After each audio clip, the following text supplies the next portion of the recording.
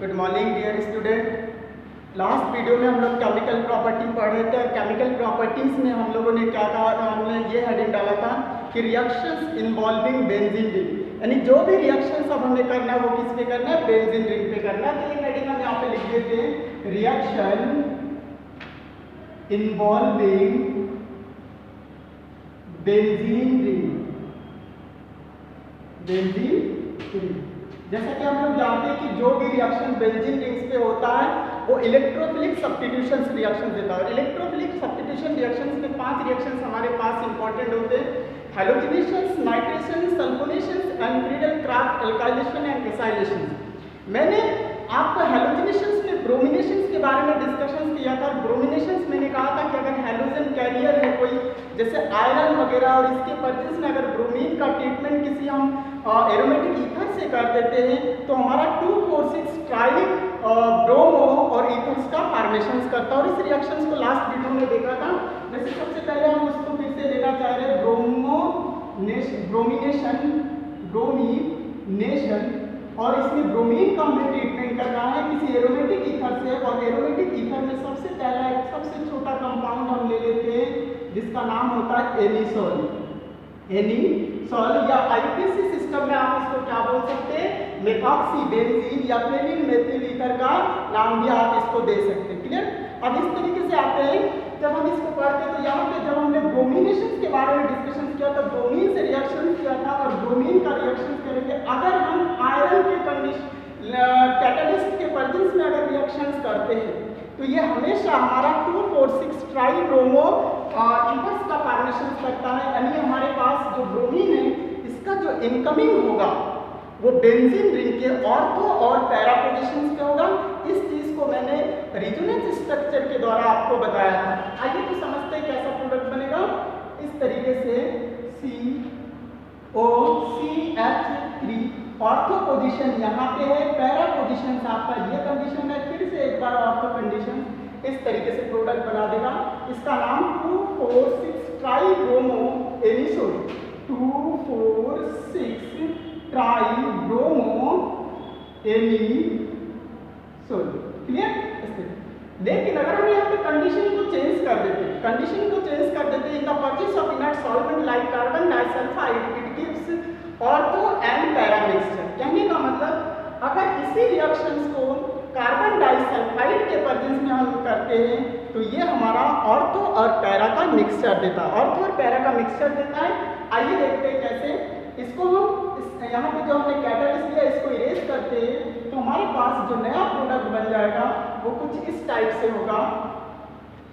अगर इसके केस में हम क्या करते हैं, CH2 कार्बन डाइसल्फाइड के प्रेजेंस में अगर ब्रोमिनेशन कराया जाए एनिसोल का तो ये ortho bromo anisole and para bromo anisole का मिक्सचर देता है। इस तरीके से हम रिएक्शंस को देख सकते हैं।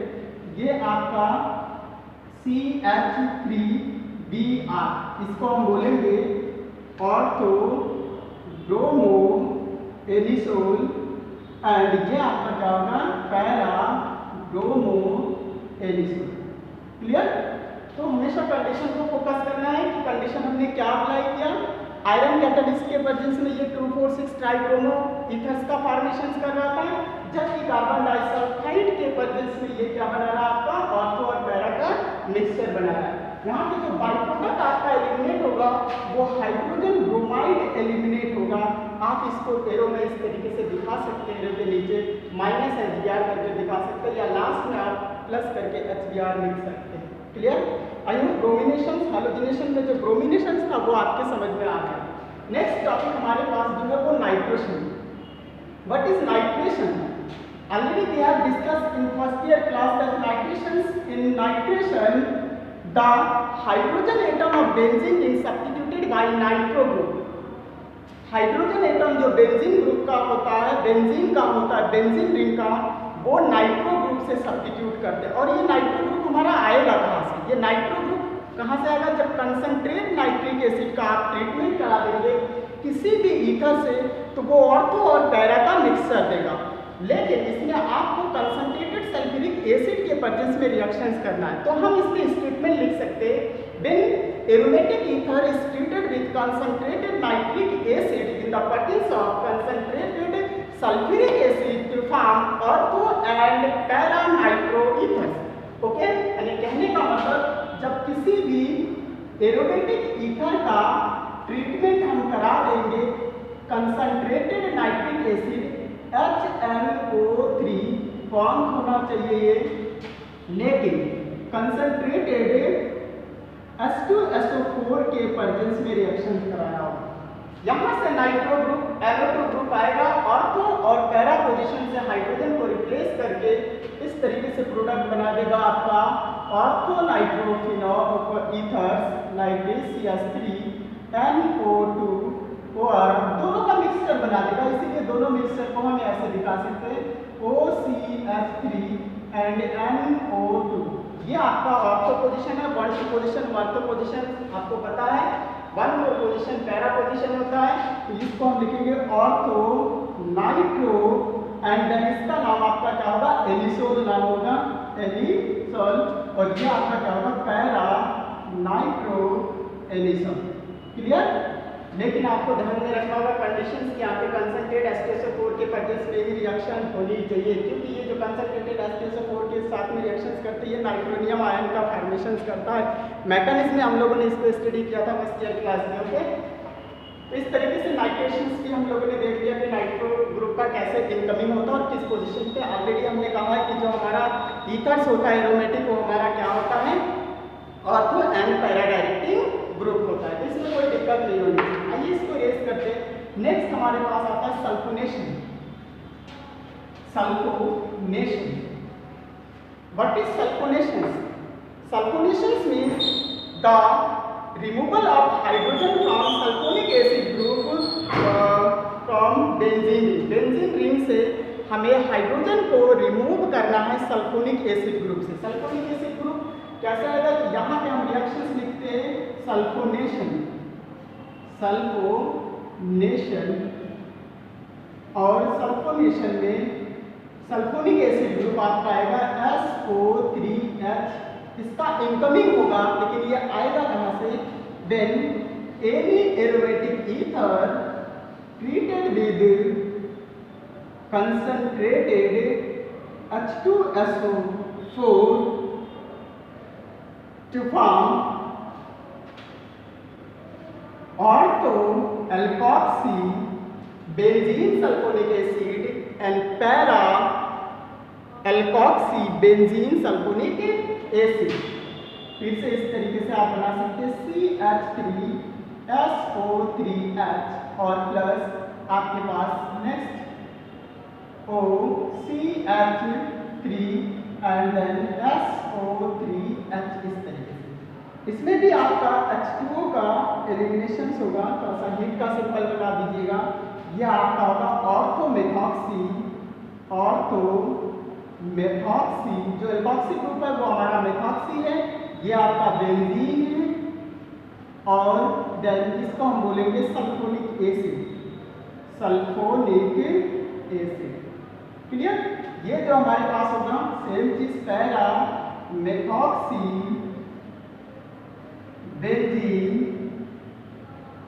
Sulphonic acid, sulphonic acid. I hope चीजें समझ में आ रहा होगा, क्योंकि यहाँ पे जितने भी रिएक्शंस हमने किया है और आपने देखा कि ये ऑर्थो या पैरा पोजीशन पे सब्स्टिट्यूशन रिएक्शंस देता है। क्यों देता है ये बात भी हमने जाना था, क्योंकि आपने इसको इलेक्ट्रोफिलिक सब्स्टिट्यूशन रिएक्शंस के नाम से जाना था। विजुअल्स में ये चीज देखा था। तो जितने भी रिएक्शंस पढ़ रहे लगभग सब एक जैसे हैं, बस हमें कंडीशंस याद रखना होगा और वो रीजन याद रखना होगा जिससे हम रिएक्शन करते हैं। नेक्स्ट इसमें एक हमारे पास है Friedel-Crafts alkylation and acylation. Next is Friedel-Crafts alkylation and acylation. Friedel-Crafts alkylation.